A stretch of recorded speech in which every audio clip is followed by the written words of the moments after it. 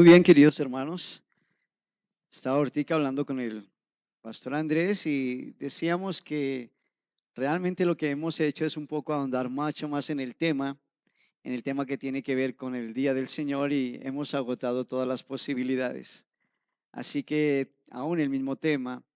Y sin duda alguna, creo que cuando ustedes vean lo que traje en mente también van a decir el tema ya estaba liquidado como tal, ya entendíamos todo. Ahora nos basta es que el Espíritu Santo aplique eso de forma literal cada uno en nuestras vidas y pongamos por obra todo aquello que hemos sido enseñados, porque sin duda alguna el Señor lo demandará. No creo que estas cosas son vanas para el Señor, al contrario, Él nos demandará en cuanto a todo lo que hemos aprendido de su día santo. Bien, hermanos, nuestra pequeña conferencia estaba en parte 2, así que voy a resumir algunas cosas, pero hay dos partes en esta. La primera es una pequeña introducción, creo que es necesaria para dejar en nuestras mentes marcados realmente cuál es la práctica del Día del Señor. Y la segunda tiene que ver con un principio que estableceremos en Génesis capítulo 2, versículos 2 y 3. Y ese principio vamos a desarrollarlo con dos versículos, dos pasajes de las Sagradas Escrituras. Uno está en Hebreos capítulo 3 y 4 y el otro está en Isaías capítulo 58. No me puse de acuerdo con mi hermano Andrés, pero es indudable que hay ciertos pasajes que no son mutuos o que tienen que ver con la explicación del tema. Así que vamos en la primera parte que tiene que ver con nuestra introducción. Esta introducción tiene el objetivo de que cautiven sus mentes en lo que es la práctica del Día del Señor. Un constante error o pecado, debemos decirlo así, que por lo general cometemos en el Día del Señor. También en esta mañana, como también las veces anteriores, nuestros hermanos instaban a que es el mandamiento más olvidado por los creyentes, inclusive por su pueblo. Nuestro amado hermano R.C. Sproul, en uno de sus libros, La Santidad de Dios, ilustra las aversiones que el género humano tiene hacia la santidad de Dios. Dice en su libro que nuestra aversión se debe a que nuestros estándares respecto de la santidad son bajos, que cuando alguien rompe con esos estándares, entonces nosotros tenemos a clasificarlo, o mejor, no encontramos ninguna clasificación para decir dónde encajamos a este hombre cuando vemos que su santidad sobrepasa nuestros estándares que son bajos. Eso sucedió con el Señor Jesucristo. Recordamos el lago de Nazaret, el Señor acaba de hacer un milagro, le dice a ellos, salgamos, pasan el lago de Genesaret, de Galilea, y allí entonces Él se encuentra durmiendo. Cuando Él está durmiendo se levanta una gran tempestad, así que los apóstoles temerosos llaman al Señor, Señor, ayúdanos que perecemos. Así que el Señor le dice, hombres de poca fe. Inmediatamente el Señor reprende el viento, reprende al mar y dice que hizo una gran, pero gran tranquilidad. ¿Qué fue la expresión entonces de los apóstoles cuando ven aquello que hace el Señor? Dice, ¿quién es este que aún el mar y el viento le obedecen? En otras palabras, ¿qué clase de hombre es este? Los apóstoles, dice el hermano R.C. Sproul, ¿dónde podía meterlo? ¿En qué clase podían colocarlo? No habían visto cosa tal. ¿Y quién es este? Así que rompe muchos de los esquemas. O como los fariseos y los saduceos, quienes eran considerados los modelos de santidad y los modelos de justicia respectivamente. Así que si tú en la época del Señor Jesús querías ser un hombre santo y justo, tenías un molde y ese molde se llamaban fariseos y saduceos. Ese molde en el cual tú te encontrabas entonces era el que tú debías persistir, así que tú querías ser un fariseo y tú querías ser un saduceo.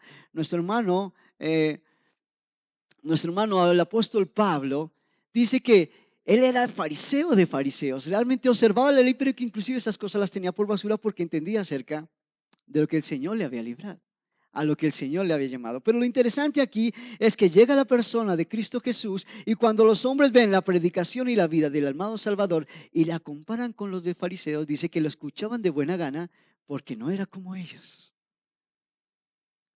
¿Qué tuvieron que hacer los fariseos y saduceos? Dos dos que no se, siempre repelaban, siempre estaban en discusión, ahora se unían con un propósito. Este hombre rompe nuestros estándares. Él es el modelo real de santidad, de justicia y de virtud. Sus oyentes lo sabían, los fariseos lo sabían, así que, ¿qué concluyeron? Este hombre es mejor que muera. Así que lo llevaron a la cruz del Calvario. No dudo ni por un momento que en cuanto respecta al día del Señor y cómo nosotros cogemos el día del Señor y lo practicamos con nuestros hermanos, con nuestro prójimo, tiene las mismas connotaciones. Tenemos aversión al día del Señor. Estamos tan acostumbrados a obtener del día del Señor el más bajo requerimiento, bendición y santidad, que Dios, o cuando alguien quiere o desea ver qué es lo que las Sagradas Escrituras ven acerca del día del Señor, cómo debe observarlo, la forma en que debe regirse, porque ama a Dios, lo tildamos o lo tildamos de fariseo, lo tildamos de fanático, lo tildamos de extremista. Así que uno de los problemas que tenemos es la aversión hacia el día del Señor. No tomamos en cuenta las palabras de Génesis capítulo 2 y 3 cuando dicen, y bendijo Dios el séptimo día y lo santificó porque en él reposó de toda la obra que había hecho en la creación. Como hemos sido enseñados, el día del Señor, el Señor mismo lo bendijo y lo santificó. ¿Habrá lugar a una interpretación diferente a la que ya conocemos? Claro que no hay ninguna.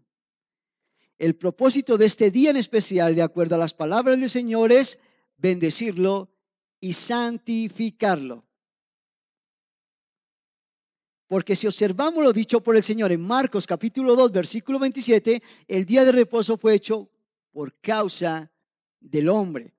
Si creemos a las palabras del Señor Jesucristo, entonces debemos decir que el Señor dictó allí en Génesis, al terminar su creación, lo mismo que explica el amado Salvador en Marcos capítulo 2, versículo 27.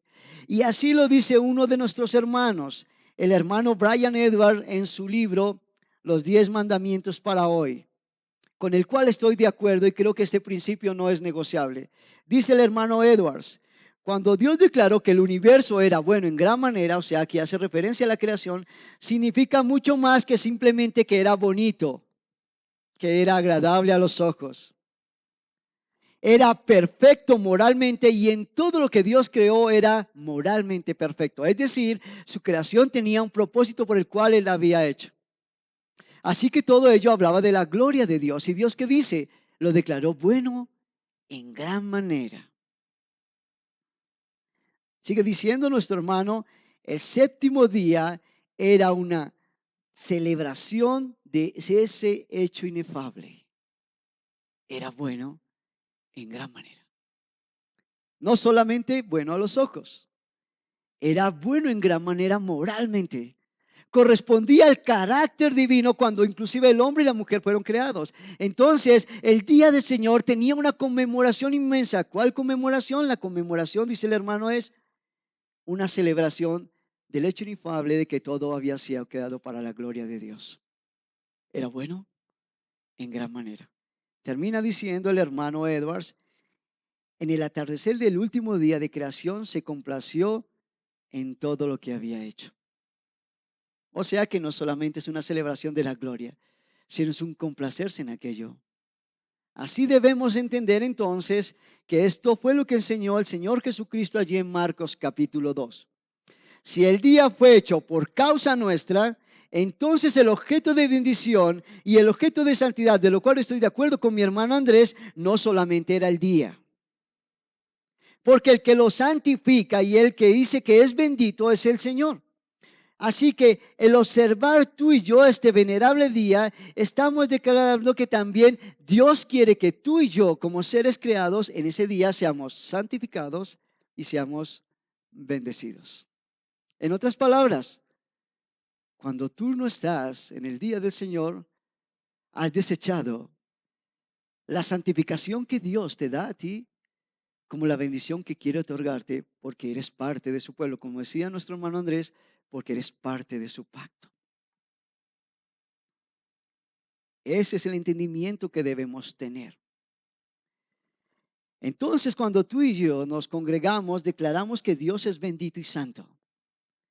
Pues se ocupa en este día en particular de otorgarnos todo lo que moralmente es bueno y santo.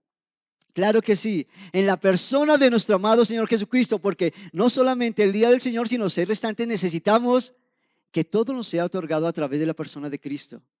Pero todo lo que nos ha otorgado a través de la persona de Cristo es todo moralmente bueno y santo, bendito para nosotros. Por algo el Señor nos llama a que seamos imagen y semejanza de Cristo, a tener el carácter de Cristo. No a ver cómo éramos de simpáticos con Cristo, es saber cómo imitamos el carácter de un Dios soberano que creó todo el universo. Ruego a ustedes, queridos hermanos, y yo ruego al Señor por mí, para que nos conceda en este día deleitarnos en su divina persona y sobre todo en ese día especial que denominamos el Día del Señor. Así que hermanos, claro para nosotros que cuando vamos a hablar acerca del Día del Señor, no voy a hablar de tanto qué debes hacer y qué no debes hacer. Como dijimos, la santidad, cuando decía nuestro hermano Arce Sproul, es como una aberración. Y a veces tomamos al Señor como una aberración. ¿Qué debo hacer y qué no debo hacer? ¿Qué debo hacer y qué no debo quebrantar? Estamos más preocupados por lo que tenemos que hacer o qué no hacer, por lo que significa realmente el día en sí. Así que hermanos, yo traje estos 2 libros para que ustedes se remitan en qué hacer y qué no debe hacer. El hermano Brian Edward en el Yo Soy dedica un capítulo, 2 capítulos especialmente para el Día del Señor. Ahí dice el hermano qué hacer y no hacer. Y estuvimos en la conferencia de 3 días de este hermano Daniel Horry y su hijo Joshua. Qué libro tan especial. Y aquí encontrarán qué usted debe hacer o qué no debe hacer el día del Señor. Sé que mi hermano, pues es posible que los tengan acá, así que el tema que voy a tratarles no es ese. Ahora vamos a la segunda parte de nuestro aspecto y es fijar el principio que nos resolverá la pregunta: ¿cómo debemos bendecir y santificar el día del Señor en relación con nuestro prójimo? O sea, la práctica del día del Señor. Vamos a sentar primero el principio que está en Génesis capítulo 2, versículos 2 y 3, queridos hermanos. Capítulo 2, versículos 2 y 3. Dice la palabra del Señor por boca de su siervo, nuestro amado Moisés. Y acabó Dios en el día séptimo la obra que hizo, y reposó el día séptimo de toda la obra que hizo. Y bendijo Dios al día séptimo y lo santificó, porque en él reposó de toda la obra que había hecho en la creación. Preguntémonos, hermanos, ¿Dios estaba fijando aquí un principio esencialmente espiritual o simplemente un ritual para que tú y yo lo observáramos? ¿Estaba fijando un principio espiritual o estaba fijando un ritual?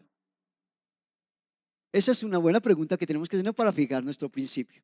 Si decimos que Dios estaba fijando allí un principio ritual, entonces es de simple observación y tendríamos que decir que la iglesia cristiana ha pecado contra el Señor porque como primero ha cambiado el día. Ya no lo está haciendo un sábado, sino lo está haciendo, no está haciendo el día séptimo más que un sábado, el día séptimo que un día octavo.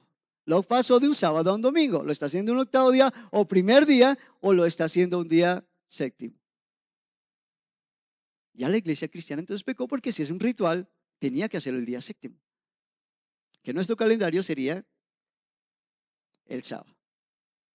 Porque el domingo es el primer día de la semana. Si es así, entonces tenemos que concluir que hemos pecado. Porque no hemos observado el requisito de esta ley. También tendríamos que decir que si concluimos que si Dios quiso poner un ritual para observar, entonces la persona de nuestro amado Señor Jesucristo, en quien congrúe toda la ley ceremonial, ya no existe. Por tanto, el día del Señor no debe ser observado, porque en Cristo Él es nuestro reposo y Él es nuestra salvación. Entonces, no necesitamos observar el día del Señor. Pero, si al contrario, creemos firmemente que lo que el Señor establece en el día de reposo es un bien mayor y tiene fines espirituales o apunta a fines espirituales. Entonces, la no observancia del día del Señor o del día de reposo es una manifestación clara que hemos transgredido los principios por los cuales Dios constituyó su santo día. Hemos desechado sus bendiciones y hemos desechado la santificación que Él quiere lograr en nosotros. Así que, queridos hermanos, lo que tenemos que ver es que entonces la observancia del día de reposo es una manifestación más bien de tipo espiritual. Los fines del día del Señor son de tipo espiritual. Tú ves todo el Antiguo Testamento y sobre todo el autor de Hebreos se dedica a mostrar, como también el autor de Romanos, que toda la figura que encuentras en el Antiguo Testamento tiene un principio basado en la persona de Cristo, o mejor, apuntaba a la persona de Cristo. Así que todos estos rituales, más que ellos lo conservaran, tenían que ver con fines espirituales en la cual Dios mostraba su divina gracia. Y como bien lo decía nuestro hermano Andrés, esa divina gracia en la cual Dios mostraba, esa gracia era manifestada cuando yo observaba la ley divina. Entonces yo por fe acudí a llevar un cordero sabiendo que más que el sacerdote, era Dios perdonándome porque había un sustituto que estaba llevando mi pecado. Así que, hermanos queridos, el día del Señor no es distinto. El beneficio para el creyente en la observancia del día del Señor es la esencia espiritual que debe buscar en ese día santo. Lo que debe hacer el día del Señor para beneficio de mi prójimo, también entonces de qué tipo de cosas debe hacer. Más que rituales o físicas, deben ser espirituales. Es decir, la práctica del día del Señor para con mi prójimo deben ser bienes que espirituales. Porque el Señor en el día, ¿qué me otorga? Bendiciones y bienes espirituales. Por tanto, yo a mi prójimo tengo que llenarlo de bienes espirituales. ¿Se dan cuenta que no es más que qué dejo de hacer y qué debo hacer? Sino más bien en cuál es el principio basado en el que yo debo observar. Es que si en mí ha ocurrido una salvación, entonces esa salvación me lleva a obrar para mostrar que en mí ha ocurrido esa salvación. Es decir, como dice el amado Santiago, no es porque mis buenas obras me se hagan salvo, sino porque mis buenas obras muestran que en mí hay ¿qué? Fe que me ha hecho salvo. Así que entonces vamos a argumentar este principio en dos textos y decíamos que uno de ellos es Hebreos capítulo 3, versículo 1 hasta el capítulo 4, versículo 13. No vamos a leerlo todo, no nos tenemos el tiempo tampoco, pero sí podemos extractar generalmente de estos textos algunas verdades de este principio espiritual. Hebreos capítulo 3, del 1 hasta el capítulo 4, versículo 13, pero vamos a detenernos en uno, solamente vamos a leer el capítulo 3, 16 y vamos a leerlo hasta el 4, 5. Síganme en la lectura, queridos hermanos. 3:16. ¿Quiénes fueron los que habiendo oído le provocaron? ¿No fueron todos los que salieron de Egipto por mano de Moisés? Levanta la pregunta el autor. ¿Y con quién estuvo él disgustado 40 años? ¿No fueron con los que pecaron, cuyos cuerpos cayeron en el desierto? ¿Y a quienes juró que no entrarían en su reposo, sino a aquellos que desobedecieron? Y vemos que no pudieron entrar a causa de incredulidad. Temamos, pues, no sea que permaneciendo aún la promesa de entrar en su reposo, alguno de vosotros parezca no haberla alcanzado. Porque también nosotros se nos ha anunciado la buena nueva como a ellos, pero no les aprovechó el oír para la palabra, por no ir acompañada de fe en los que la oyeron. Pero los que hemos creído entramos en el reposo de la manera que dijo: por tanto, juré en mi ira, no entrarán en mi reposo, aunque las obras suyas estaban acabadas desde la fundación del mundo. Porque en cierto lugar dijo así del séptimo día, y reposó Dios de todas las obras en el séptimo día. Y otra vez aquí, no entrarán en mi reposo. Por lo tanto, puesto que falta que algunos entren en él, y aquellos a quienes primero se les anunció la buena nueva no entraron por causa de desobediencia, otra vez determina un día, hoy, diciendo después de tanto tiempo por medio de David, como se dijo, si oyeres hoy su voz, no endurezcáis vuestros corazones. Porque si Josué les hubiera dado el reposo, no habría después otro día. Ahí vamos a dejar nuestra lectura. No alcanzamos a hacer toda la lectura. Este es el principio señalado en Hebreos y vamos a dirimirlo en 4 puntos. Vamos a nuestro primer punto de este principio en Hebreos capítulo 3, versículo 1 hasta el capítulo 4, versículo 13. Tú en casa puedes profundizar. Vamos a tomar los términos generales que nos competen al día del Señor. Lo primero que vemos es la comparación del reposo cuando están en tierra de Canaán y lo posean, lo cual no hizo Moisés sino Josué. Mira el versículo 8 y mira el versículo 9 del capítulo 4. Porque si Josué les hubiera dado el reposo, ¿te das cuenta quién los llevó realmente por el desierto?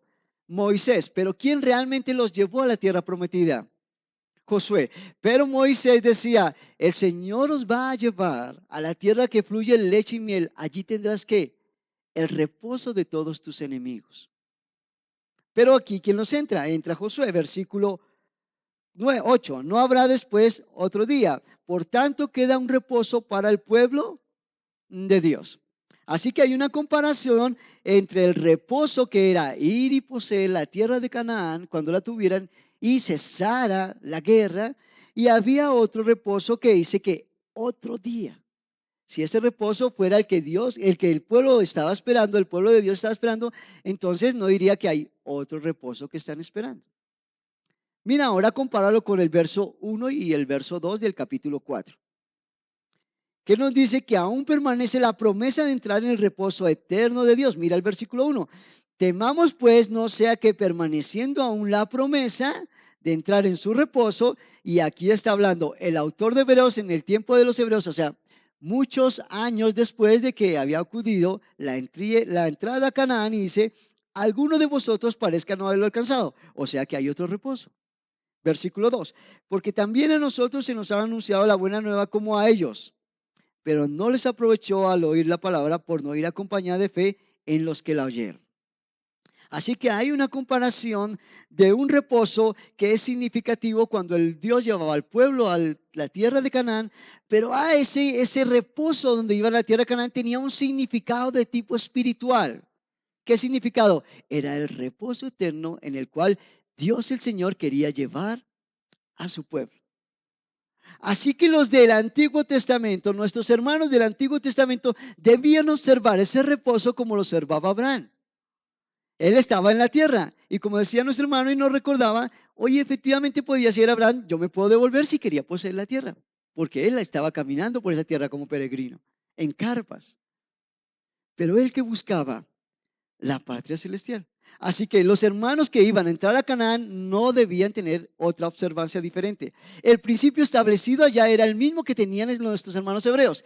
Debían esperar en el reposo eterno que les podía brindar el Señor. El Señor. Si por fe se creía sus palabras, entonces el no creer en ellas indicaba no entrar al reposo. Dice claramente, no sea que permaneciendo aún la promesa de entrar en su reposo, alguno de vosotros parezca no haberla entrado, porque también a nosotros se nos anunció la buena nueva como a ellos, pero no les aprovechó porque no iba acompañada de qué, según el texto, de fe. O sea que ellos tenían que entrar a la tierra prometida, pero acompañada de qué, de fe. No es diferente para los hermanos hebreos del primer siglo de la iglesia cristiana. Para quien está escrito este libro, por supuesto también para nosotros, su iglesia. No es diferente. Segundo, que también nos enseña este texto, es la comparación del reposo por el creer. Si oyeres hoy su voz. Mira el versículo 7 del capítulo 3. Por lo cual, como dice el Espíritu Santo, ¿quién proclama estas verdades? El Espíritu Santo ahora lo dice, si oyeres hoy su voz. Si oyeres hoy su voz. Tú sabes que lo que está haciendo en este pasaje del 7 al 12, como la parte que está en el versículo 15, son nombramiento del Salmo 95 que tú lo puedes leer en casa. No tenemos el tiempo ahorita, pero lo lees en casa. Así que el profeta David, pero también el rey David, habla sobre ese reposo que el pueblo de Dios no entendió, pero que aún David estaba esperando. El reposo eterno. Pero había una condición. Dice, lo segundo es la comparación del reposo por el creer. Si oyeres hoy su voz. La voz del Espíritu Santo, dicha ahí en capítulo 3, versículo 7, que por supuesto era la voz de que proclamaba la salvación, que era Dios mismo, la persona de nuestro amado Señor Jesucristo. Recuerden que lo que viene hablando Hebreos es de la persona de Cristo. Tienes que oír la voz del Espíritu Santo que proclama ¿a quién? Al Cristo resucitado. Si oyeres hoy su voz. Ahora mira el versículo 6, la parte A del capítulo 3. Pero Cristo como hijo sobre su casa. ¿La voz de quién debía escuchar? La voz del hijo. Recuerda que está haciendo una comparación entre Moisés y dice que Moisés administraba al pueblo de Dios porque era lo que Dios quería. Él era un regente, pero que llevaba al pueblo a lo que Dios le había prometido, ¿verdad? Promesas hechas en la antigüedad. Ahora vemos que el que está prometiendo aquí es el Señor, y cuanto mayor es el Señor, porque Él es el que edificó la casa. Y después dice el texto, cuya casa, ¿quiénes somos? Nosotros. Entonces, lo que claramente nos dice es que debemos escuchar la voz del Espíritu Santo, quien proclama a Cristo. Y si Cristo vino y se encarnó, debemos escuchar la voz de ¿quién? De Cristo. O sea que los hermanos de Canaán debían escuchar con fe la voz del Espíritu Santo, quien proclamaba la redención de un día de un reposo eterno. Cada vez que los hermanos iban del Antiguo Testamento celebrando el día de reposo, proclamaban al mundo entero que hay un reposo eterno que se simbolizaba en entrar a la tierra de Canaán. Tercero.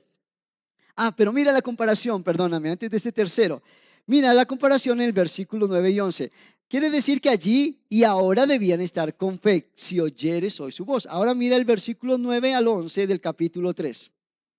Donde me tentaron vuestros padres, me probaron y vieron mis obras 40 años.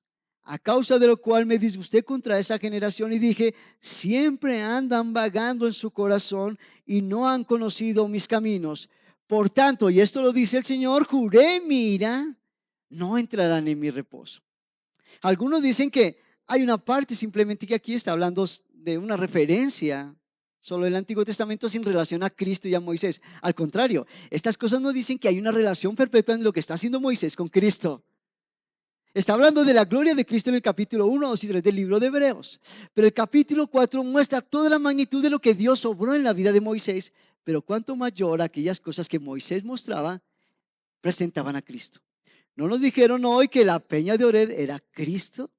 ¿No nos dijo el mismo Moisés cuando decía, pero Dios os levantará en medio de vosotros a un profeta? A aquel que a él no escucha ni oye será cortado de su pueblo. ¿Y de quién está hablando Moisés? De Cristo. No hablaba el tabernáculo de la gloria, la Shekinah que bajaba, como hoy fuimos enseñados, y no era Cristo. No nos dice Colosenses, no nos dice Hebreos, no nos dice Juan, y vimos su gloria, gloria como la del unigénito del Padre, lleno de gracia y de bondad. Vimos la gloria del Padre caminando entre los hombres. Todas aquellas cosas apuntaban a la persona de Cristo. Pero aquel que no oye su voz, dice el texto, será cortado en medio de su pueblo.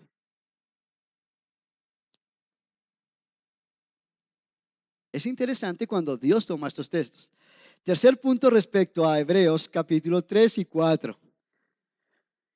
Compara creer con fe como una obra acabada desde la fundación del mundo. Mira versículo 3, capítulo 4. Pero los que hemos creído entramos en el reposo de la manera que dijo, por tanto juré mi ira, no entrará en mi reposo, aunque las obras suyas están acabadas desde la fundación del mundo. Ahora observa, y Dios dice en el versículo 4:4, porque en cierto lugar dijo así del séptimo día, y reposó Dios de todas las obras en el séptimo día. La obra de creación, Dios la ejecutó en 6 días, dando el séptimo como un día de reposo de la obra que el Señor había acabado. Y esto comparado con el versículo 4:3, dice que desde la fundación del mundo Dios había acabado su obra. ¿Qué obra había acabado el Señor? La redención que es por nuestro amado Salvador. Así que cuando tú veas el comienzo del universo, el comienzo en donde Dios creó todo el cielo y la tierra, todo tenía un propósito. Fijar la cruz de Cristo, la resurrección de Cristo y las glorias que vendrían con Él. El cumplimiento de la obra de perfección. Pero esa obra santificadora tiene el objetivo de llevarnos un día a un reposo eterno. Dios acabó su obra, llevándonos a un reposo eterno. Y cuarto, dentro de este pasaje, es la comparación entre Moisés, quien guiaba al pueblo de Dios hacia la tierra prometida donde tendrían reposo. Capítulo 3, la segunda parte del versículo 2. Como también lo fue Moisés en toda la casa de Dios. Él guiaba ¿a quién? A la casa, al pueblo de Dios. ¿A dónde? Hacia el lugar de reposo. Con Cristo, que es el Hijo sobre su casa, que es Dios, la cual somos nosotros, quiere decir que nosotros somos la nueva casa de Dios. Es interesante que el Señor dice que Él guiaba a su pueblo y realmente los que murieron en el desierto, ¿quiénes fueron? Aquellos mismos que salieron de Egipto, pero que no entrarían en su reposo y que realmente no pertenecían a su pueblo. Cuando tú vas a la persona de Cristo, Él dice que en Él, la casa que Él está construyendo, ¿quiénes somos? Nosotros, o sea, somos una nueva creación. ¿Qué está haciendo Dios con esa nueva creación? Conduciéndola al reposo eterno. ¿Quién dio entrada al gran día de reposo eterno? Nuestro amado Salvador.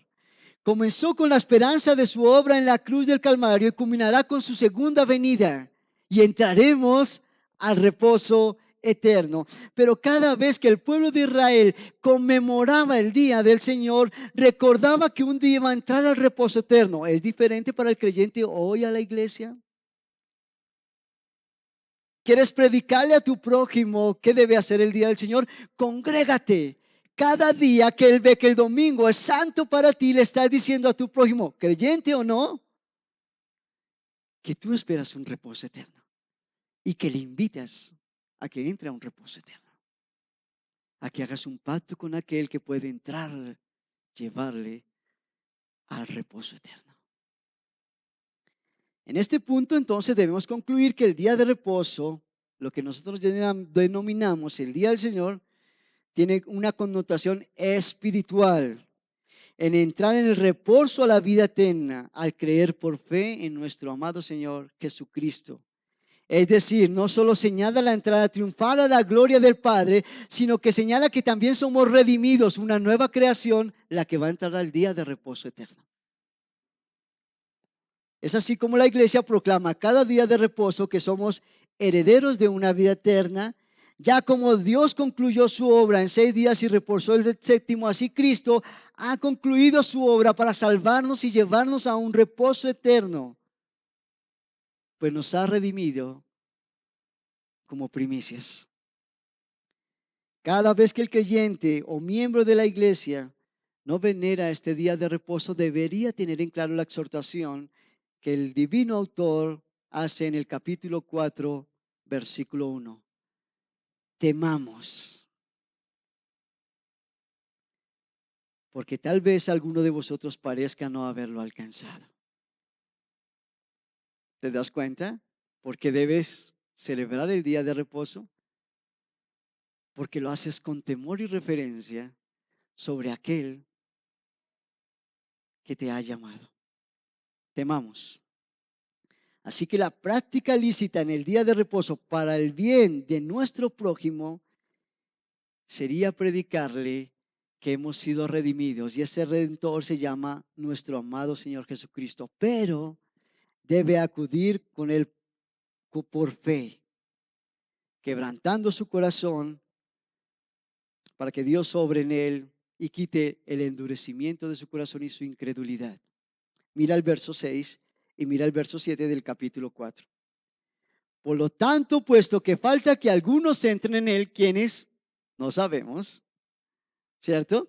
Y aquellos que a quienes primero se les anunció la buena nueva no entraron por causa de desobediencia, entonces otra vez determina un día, hoy. Las primicias que el Señor nos da en su día santo es proclamar la verdad del Evangelio. ¿Quieres saber qué debes hacer el día del Señor? Oh, proclama por tu vida y obra y por tu boca que efectivamente Dios te ha redimido y que para esa persona existe un redentor, pero debe acudir a Él por fe, por fe.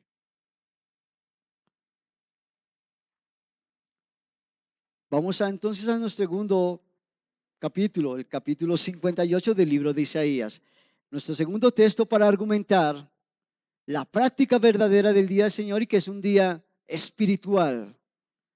Así que va a escuchar algunas cosas que ya nuestro hermano Andrés oportunamente nos ha instado, nos ha exhortado y animado.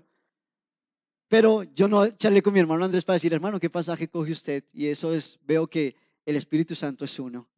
Y doy gloria a Dios porque nos congrega en él. Así que vamos al pasaje de Isaías capítulo 58. Este pasaje es bien especial, como ya lo decía nuestro hermano Andrés. Y este pasaje nos habla cómo realmente se vive el día del Señor. Vamos a tomar todo el pasaje, todo el capítulo, versículo 1 hasta el versículo 14. Todo el capítulo es una perícopa completa. Viene en un solo contexto. Sus partes de división no operan como desligadas. Una no es que observe el ayuno y otra no es que observe el día del Señor, sino al contrario, más bien todo el texto viene a hablar del verdadero significado de lo que es el día del Señor y el ayuno. Aunque la respuesta sobre el ayuno sí se origina en algunos de los versículos, pero se origina básicamente a la presunción del pueblo de Israel de querer ayunar para encontrar el favor de Dios. Voy a explicarme. El tema central no es el ayuno. El tema central del pasaje, aún entre el versículo 1 y el versículo 12, no es el ayuno. No es el ayuno. El tema central, al contrario, este se origina por la respuesta de la queja en el versículo 3. Mira el versículo 3. ¿Por qué dicen ayunamos? Y esto es algo que Dios le está recriminando al pueblo. ¿Por qué dicen ayunamos y no hiciste caso? Humillamos nuestras almas y no te diste por entendido. Es lo que decía el pueblo, murmuraba contra quién, contra Dios. Así que lo que Dios simplemente le da es una respuesta a su murmuración. El tema central está dado en los versículos 1 y 2 de ese capítulo. Ese es el tema central de este capítulo. Clama a voz en cuello, no te detengas, alza tu voz, lo que Dios le dice al profeta Isaías. Como trompeta y anuncia a mi pueblo su rebelión y a la casa de Jacob su pecado. Que me buscan cada día y quieren saber mis caminos, como gente que hubiera hecho justicia y que no hubiese dejado la ley de su Dios, me piden justos juicios y quieren acercarse a Dios. Este es el tema realmente central de ese capítulo, versículos 1 y versículo 2. Esta situación se ve reflejada entonces en la forma falsa en que ellos buscaban a Dios. Así que el ayuno era la forma falsa en que ellos buscaban a Dios. Y por supuesto, si buscaban falsamente en el ayuno, también cómo lo iban a buscar falsamente en el día de reposo. Este es el punto que está tratando aquí nuestro amado Isaías. Tú vas al libro de Oseas y te das cuenta que Oseas y Isaías son contemporáneos. Están en el mismo tiempo de los mismos reyes. Oseas está clamando al pueblo del norte. Ya la nación está dividida. Le dice, vas a ir cautiva. Arrepiéntete, pero sabemos qué sucedió. No se arrepintió. Sin embargo, el mismo Oseas también habla ciertas cosas a Judá y dice, aprende de tu hermana mayor. No sea que te pase lo mismo. ¿Y qué sucedió con la parte sur? También fue llevada esclava. Así que tú ves el contexto de Isaías y ves el contexto de Oseas y te das cuenta que el problema del pueblo no era ni el ayuno, ni las cosas que hacían, era que buscaban falsamente a quién, al Señor. Pero ¿dónde era reiterativa esa falta? Más bien en lo que termina en el capítulo 58, en el día del Señor. Profanaban el día del Señor con sus obras que hacían de primer día al sexto día. Por supuesto, el día del Señor era mayor. Eso es lo que está diciendo allí. Ahora diremos algunas observaciones acerca del pasaje. La primera observación, lo primero que ya vimos es que buscaban al Señor falsamente cada día y en especial en el día de reposo. Porque el Señor mismo señala que le buscaban sin considerar su condición espiritual. Versículo 3. Porque dicen ayunamos y no hiciste caso, humillamos nuestra alma y no te diste por entendido. Mira lo que el Señor les está señalando. He aquí en el día de vuestro ayuno buscáis vuestro propio gusto y oprimís a todos vuestros trabajadores. He aquí que para contiendas y debatéis ayunáis. Y para herir con el puño inicuamente, no ayunáis como hoy para que vuestra voz sea oída en lo alto. Y dice el Señor, es tal el ayuno que yo escogí, que el día que de día se aflige al hombre con su alma, que incline su cabeza como junco y haga cama de silicio y ceniza, que muestres que realmente estás ayunando. Recuerda que eso es lo que recrimina el Señor Jesucristo a los fariseos. Dice, este no es el ayuno que yo escogí. Lo interesante es que tú vas a buscar en el Antiguo Testamento y en el Antiguo Testamento no está la proclamación de cómo tú debes hacer un ayuno. El ayuno tenía otro objetivo. El ayuno que vemos, lo vemos más bien en la persona de nuestro amado Señor Jesucristo, muy comparado con lo que hizo Moisés los 40 días en el monte. ¿Qué estaban buscando los dos allí? La comunión con el Padre. ¿A qué se dedicó el Señor 40 días? A tener comunión con el Padre, porque según los textos que vemos en Mateo y en Lucas, se preparó para enfrentar la prueba en la cual Satanás le tentaría. Y no fue como el primer Adán. El segundo Adán salió victorioso, nuestro amado Señor Jesucristo. Así que esto es lo que está diciendo el Señor. Ese día de reposo lo quebrantaban constantemente. Sin duda se basa en actos puramente externos, pero no había sucedido nada en ellos internamente. La segunda observación, mire también el versículo 13. Si te retrajeres el día de reposo tu pie de hacer tu voluntad en mi día santo. O sea que ellos, ¿qué hacían en su día santo? Hacían su voluntad. ¿Sí? ¿Y qué hacían más? No lo llamaban delicia, no lo veneraban, por tanto no parecía que ese día fuera glorioso para ellos. Ahora sí, el segundo aspecto de estos pasajes. Mira que el Señor trae a memoria sus pecados, pero lo hace en el aspecto positivo, es decir, le dicen qué dejaron de hacer. ¿Sí? Este sería el aspecto positivo. Mira el aspecto positivo, versículo 6 del capítulo 58. ¿No es más bien el ayuno que yo escogí desatar las ligaduras de la impiedad? Si tú lees el recorrido de Isaías hasta el capítulo 50, 49, porque casi siempre después de ese capítulo el Señor va a mostrar las glorias del Cristo venidero, del ungido de Jehová, de aquel que esperaban todas las naciones en el cual Dios iba a bendecir, que es el Cristo. Pero él ha señalado durante los capítulos anteriores, más de 40 capítulos, el pecado del pueblo de Israel. Tú vas a Oseas y vas a encontrar todas las aberraciones que el pueblo de Israel hacía con sus mismos conciudadanos. Así que el Señor le está recriminando. No es más bien el ayuno, y mira lo que dice. ¿Qué es lo que no hacían? Más bien dice el texto. Desatar las ligaduras de la impiedad. ¿Cómo eran estos hombres? Impetuosos, impíos con los suyos. Soltar las cargas de la opresión. ¿Qué hacían estos hombres? Esclavizaban. Y dejar libres a los quebrantados. ¿Qué hacían con los quebrantados? ¿Recuerdan la parábola del Señor donde dice que un rey le perdonó a un consiervo suyo porque le rogó todo? Pero este fue a otro consiervo y no lo perdonó. Así eran estos hombres de Israel. Así que está señalando un pecado continuo en el pueblo de Israel. Y que rompáis todo yugo. No es que partas tu pan con el hambriento, que suscitaba. Había hambre, pero a veces porque había acumulación de bienes, de necesidad. Y a los pobres y a los pobres errantes albergares en casa no eran qué?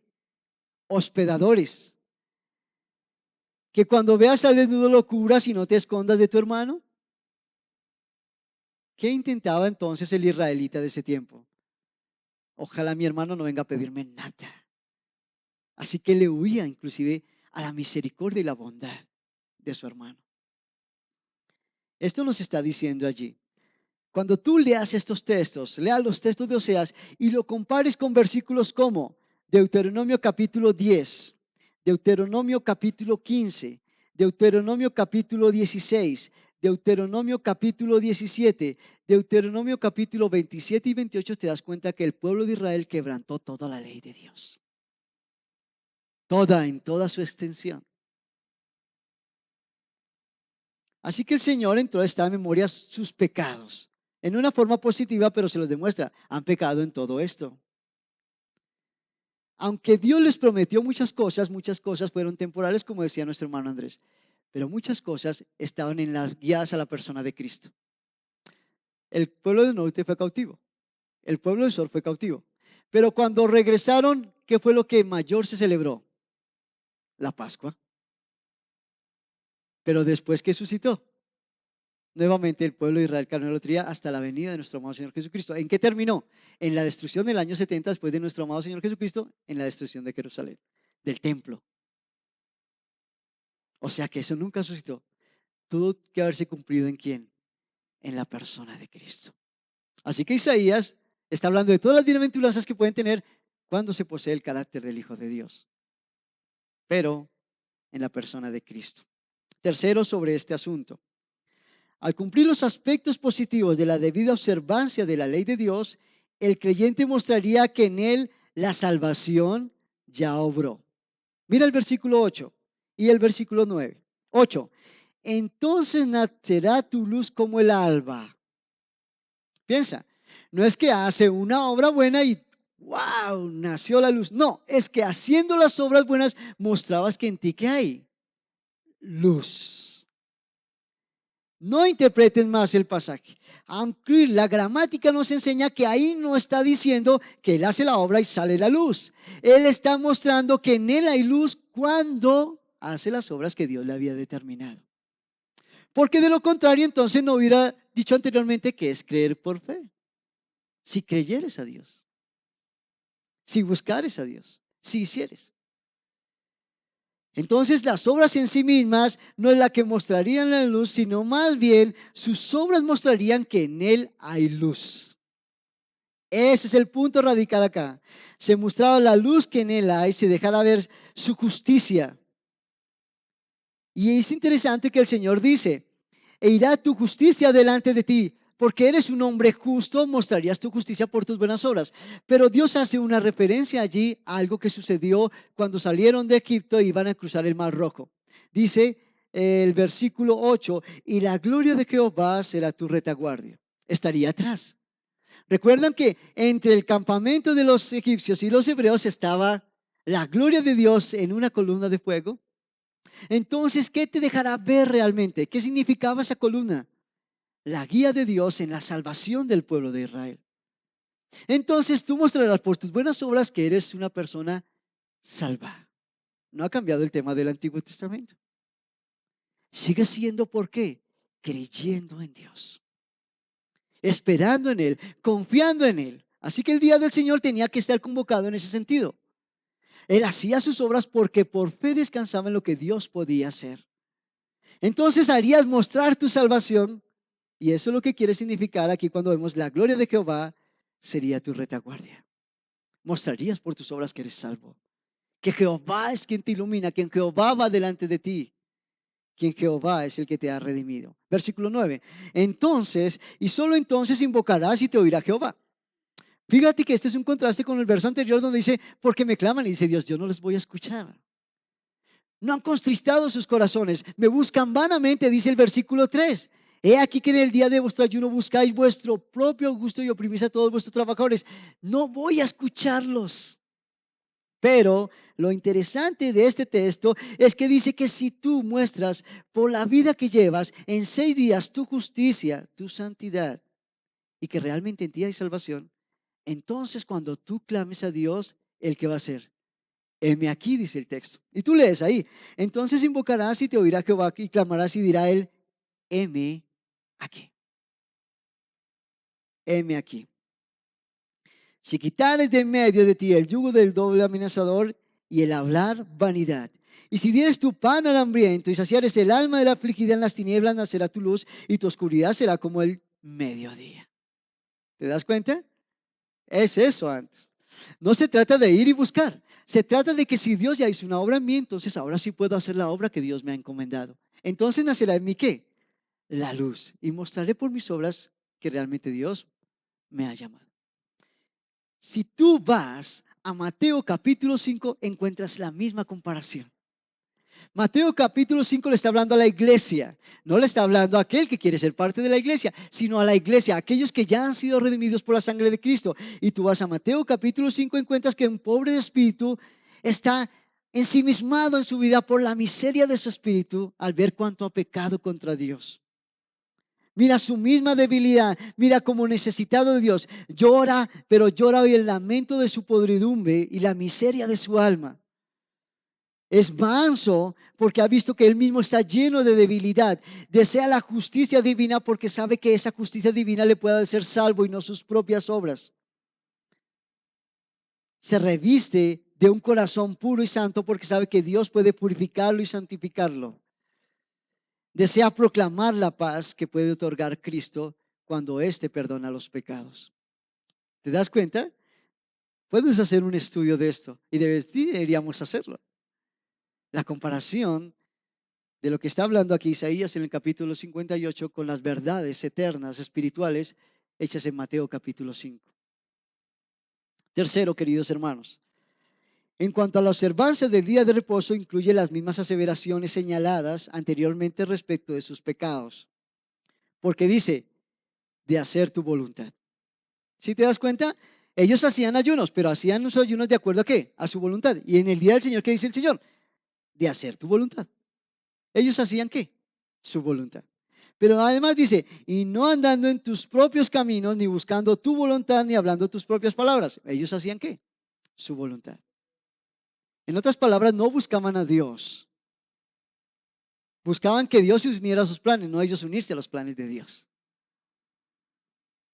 Es decir, con estas prácticas no pueden llamar el día del reposo delicia, santo, glorioso, y por supuesto en ninguna manera podían venerarlo, porque no correspondía a los planes de Dios, eran sus propios planes.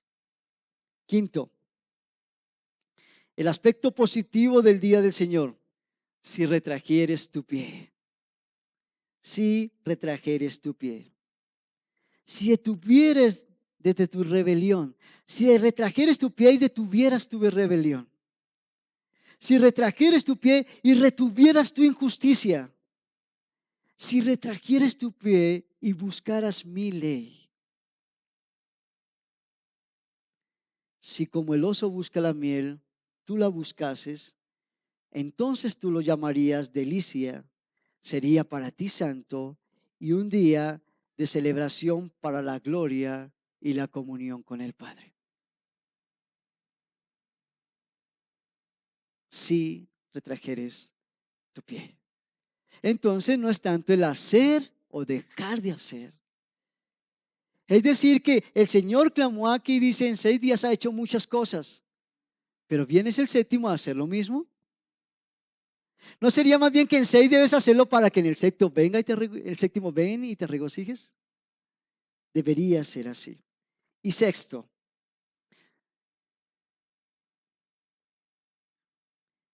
el sexto es que si tu práctica es esta en el día del Señor, el día de reposo, obtendrás de Dios entonces las bendiciones que Él otorga aquí.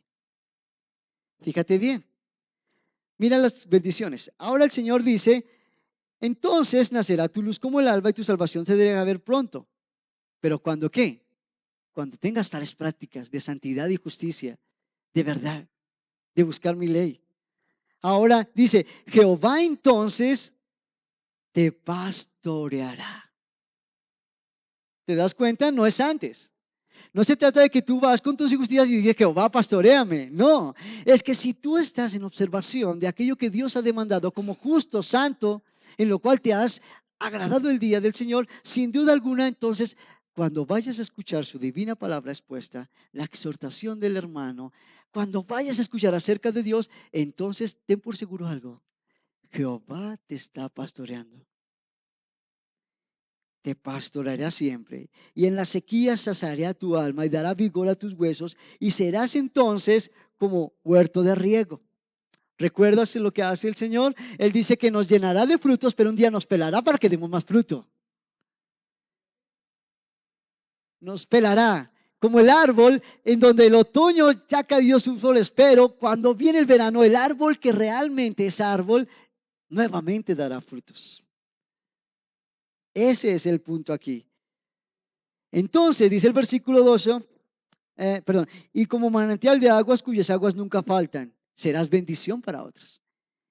Y los tuyos te edificarán las ruinas antiguas, los cimientos de generación en generación le levantarás, y serás llamado reparador portillos, restaurador de calzadas para habitar. Pero mira la bendición que Dios otorga en el versículo 14. Obsérvala. Versículo 14. Entonces te deleitarás en Jehová, única y exclusivamente, así es que te puedes deleitar en Jehová. Y yo te haré subir sobre las alturas de la tierra y te daré de comer la heredad de Jacob tu padre, porque la boca de Jehová lo ha hablado. Quisiera que te detuvieras ahí un poco. ¿Qué querrá decir el Señor a través del profeta Isaías cuando dice, y te dará de comer la heredad de Jacob tu padre, porque la boca de Jehová lo ha hablado? En otras palabras, Dios ha jurado.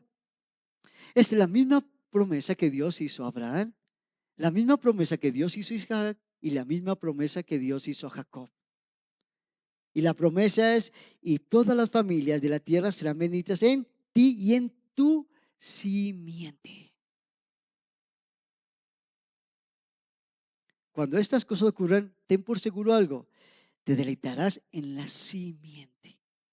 Tú serás bendita, en ti serán benditas todas las familias de la tierra y serán benditas en ti y en tu simiente. Mire que no dice simiente, dice simiente. Tú conoces muy bien este pasaje y sabes que este pasaje habla acerca de la profecía de Cristo, manifiesta aún en Génesis capítulo 3:15, como también Abraham, Isaac y Jacob, por lo cual Dios los sacó del desierto. Así que la promesa hecha en Canaán de un reposo eterno significado en el simbolismo de entrar a la tierra de Canaán, ahora es eterna en la herencia que Dios había establecido a Abraham, buscando una patria eterna, el reposo eterno. Mira cómo lo dice Gálatas capítulo 3.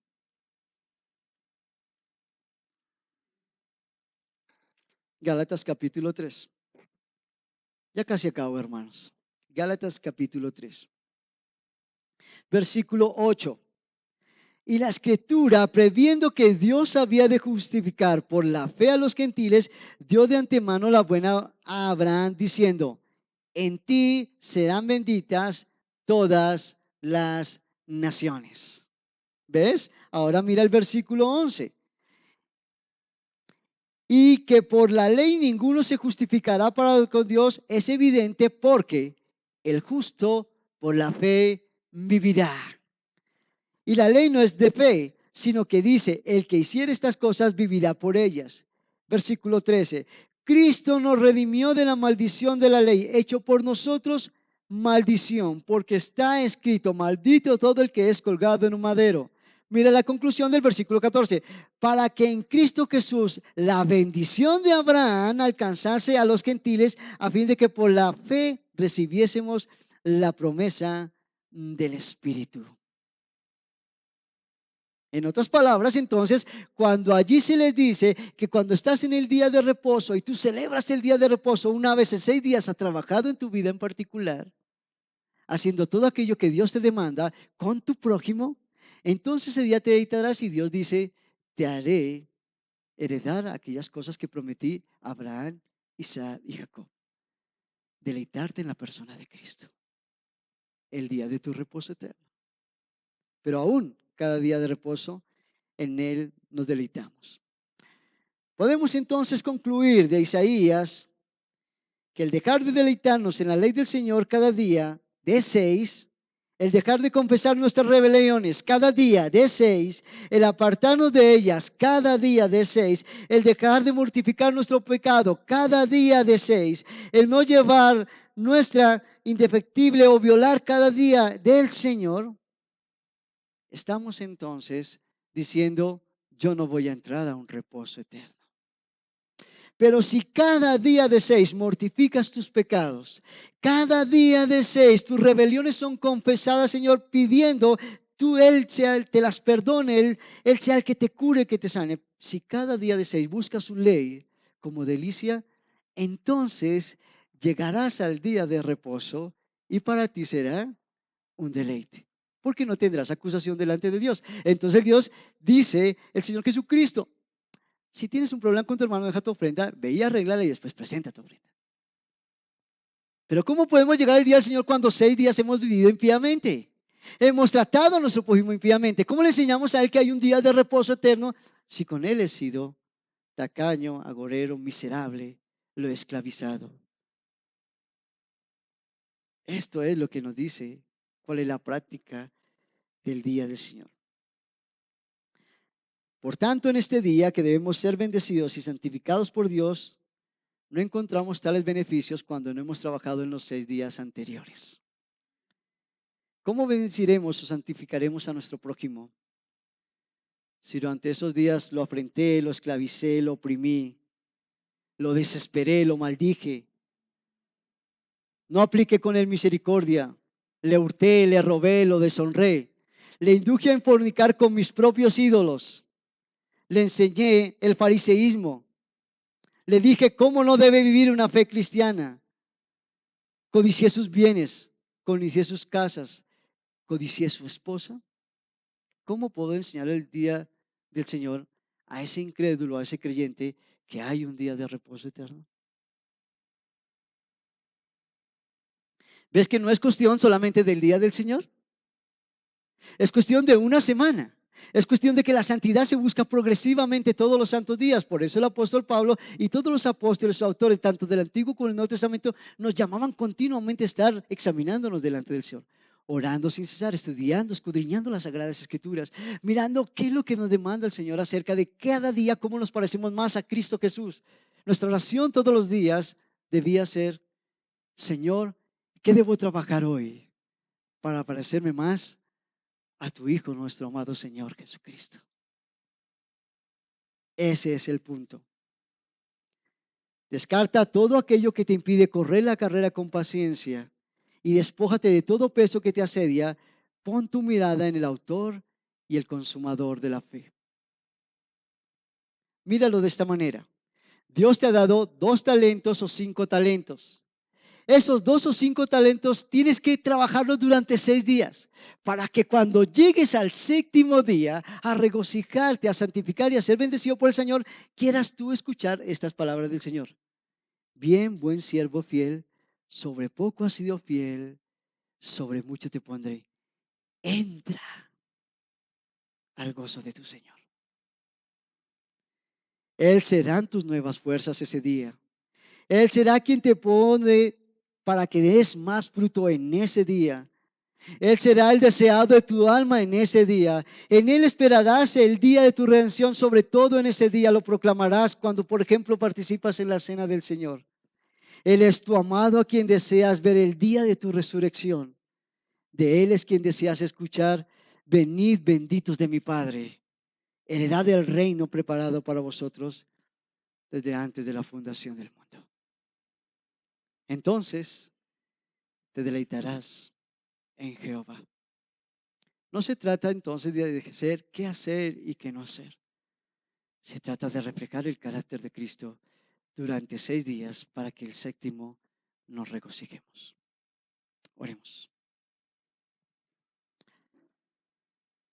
Amadísimo Padre, ¿qué diremos ante tus palabras? ¿Qué diremos ante tus exhortaciones? ¿Qué diremos ante nuestro pecado más que perdónanos, porque hemos afrentado tu santo y venerable día? Para mis hermanos y para mí suplico tu perdón, tu misericordia, tu bondad y tu piedad. Aflige nuestras almas para que en 6 días trabajemos en tu obra y el séptimo podíamos regocijarnos de ver que hemos bendecido a nuestro prójimo porque hemos recibido de ti la bendición de la salvación, de ser nuevas criaturas, nueva creación para un día entrar en tu reposo eterno. Que tu iglesia proclame cada domingo que efectivamente tú reinas y que tú estás preparándola para el día de reposo eterno. Bendito y glorioso seas, oh Padre eterno, por darnos a Cristo como Redentor. Bendito y glorioso seas porque tu Santo Espíritu mora en la iglesia. Bendito seas porque redimirás a aquellos que has llamado según tu divina voluntad. Alabado seas en el precioso nombre de Cristo Jesús. Amén. Hermanos, gracias por su tiempo.